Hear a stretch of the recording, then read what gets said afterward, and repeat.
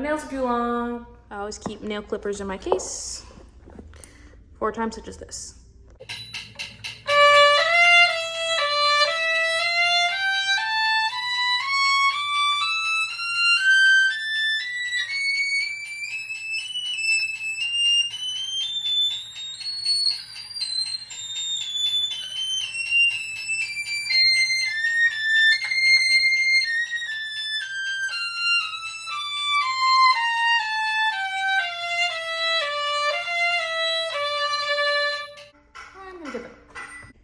Yes, I had to take out the book.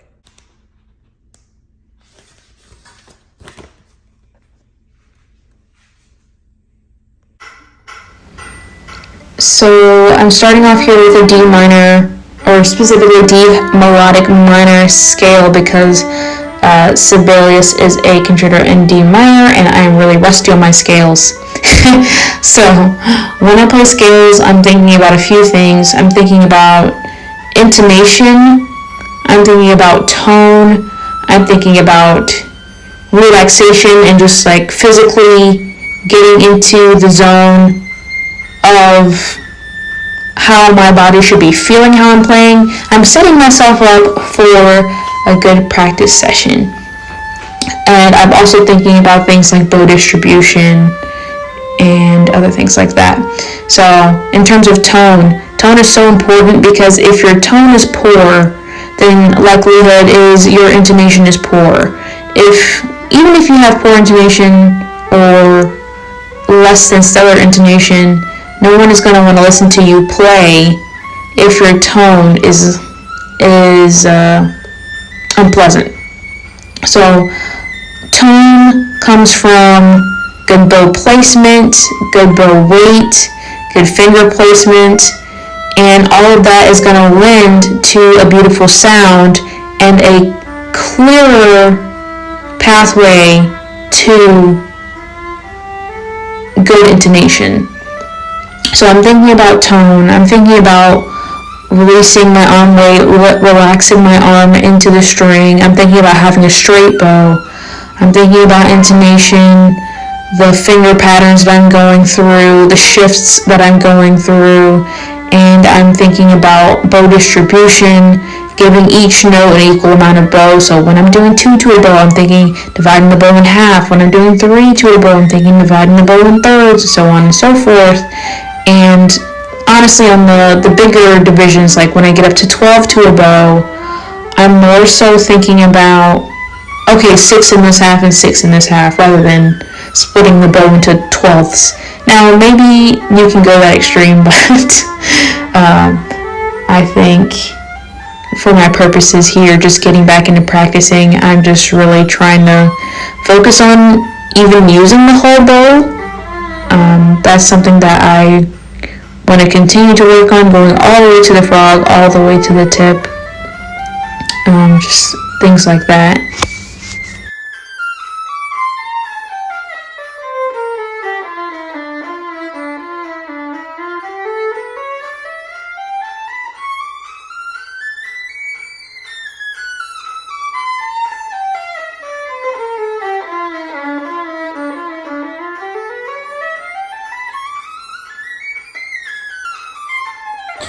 Now you'll notice that I finish one set of scales with the 12 notes to a bow, and I go straight into another one. I thought the top of that scale and then coming down was so bad that I was like, I need to do that again. And you'll notice that I repeat the scale with the 12 to a bow several more times, just kind of tweaking things. Looking back, maybe I should have gone back to the 8 to a bow, or maybe even tried 9 to a bow, switched it up a little bit. Anything like that to make sure that I had the patterns under my fingers, because the 8 to a bow was pretty solid, but the 12 to a bow, something was just happening on the way down and my fingers just could not compute, and I just kept trying to go on muscle memory, but I think I should have tried to break it down a little bit more. I didn't even go on to 16 or 24 this time, but I was like, I want to get to the music, so. Make one page sound good. .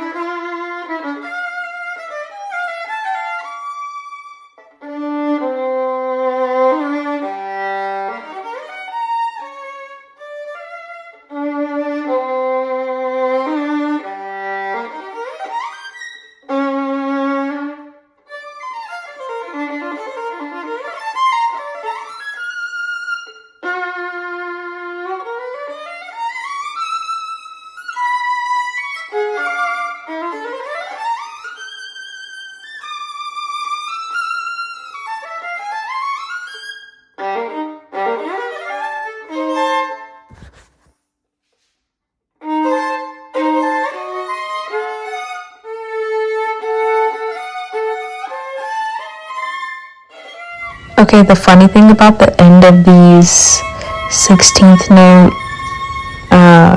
kind of barrage here is that I didn't even realize that I was not playing the correct notes until the end of this practice session almost. Like the last notes at the end of that line. It should be E, C, A. I don't know what I was playing, but it wasn't that.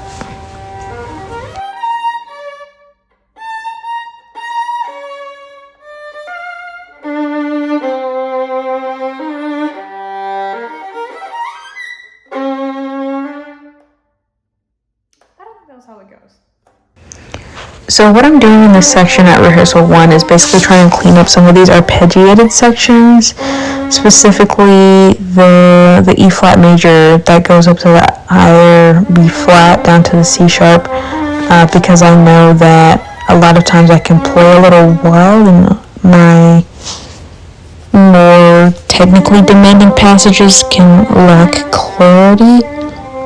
So that's what I'm working on here. And I do kind of go a little bit back and forth. I probably should work on this, but I kind of just feel it out and see if I can let my muscle memory take care of things, if I can kind of learn it naturally, or if I really need to put in some hard technical work, like using rhythms or using staccato. And I kind of start going on, I'm a little bit ADD in the way that I practice, which is something that I do want to work on, and the reason that I want to do this series. But anyway.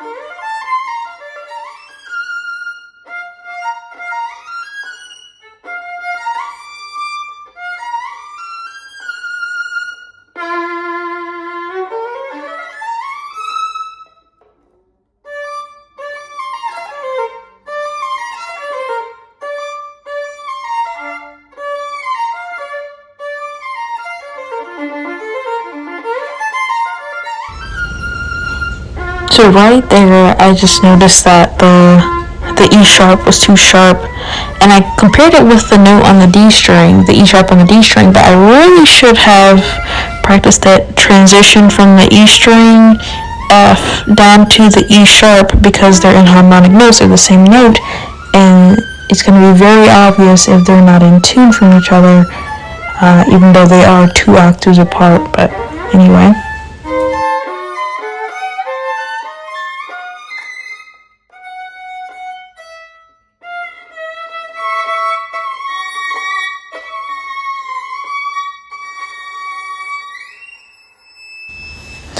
So then, right here, I spent a couple seconds trying to figure out how I should approach that 3-note chord at the beginning. Should I roll it? Should I just hit them all 3 at once? I think with the intensity of that part, it's better to just roll it, because I don't want to be trying to hit all 3 and be over the fingerboard, and I'm sacrificing sound quality in that case. But overall, it's a part that I need to work on sound quality on anyway.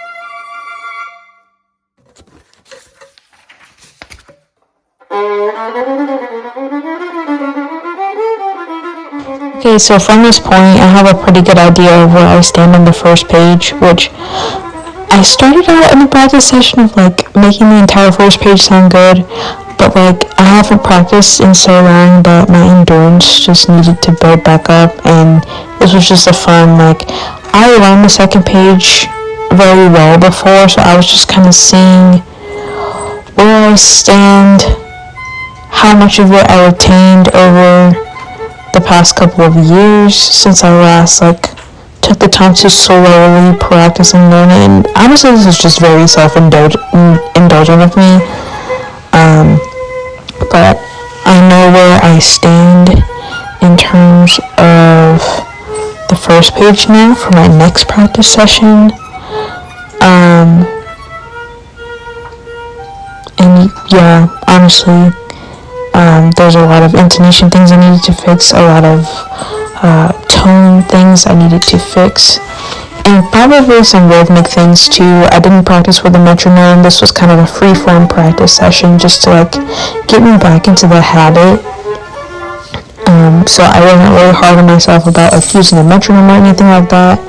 But I do want to go back, be more structured, be more methodical, use more rhythms, and really get into the technique and getting clarity and precision for next time. So next time, clarity and precision are my goals. But yeah, enjoy my self-indulgent second page. Or just turn off the video. Thanks for watching.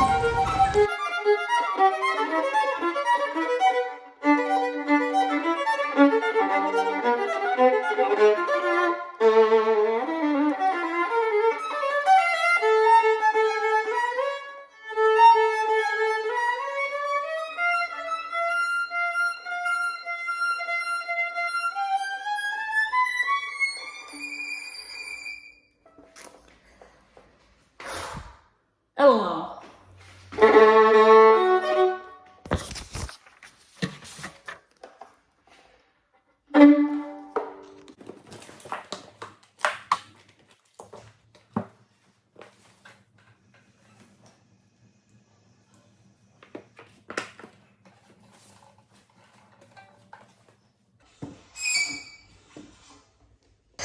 Right here, I looked at my bridge and I noticed it was low-key about to tip over, so I did some fine adjustments on that, and I was like, okay, great,